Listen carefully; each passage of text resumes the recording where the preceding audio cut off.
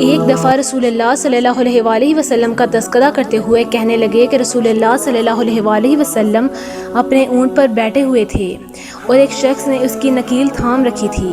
آپ صلی اللہ علیہ وآلہ وسلم نے پوچھا، آج یہ کون سا دن ہے؟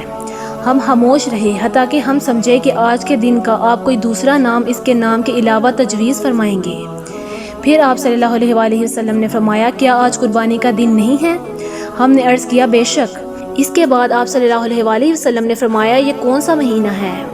ہم اس پر بھی خاموش رہے اور یہی سمجھے کہ اس مہینے کا بھی آپ اس کے نام کے علاوہ کوئی دوسرا نام تجویز فرمائیں گے۔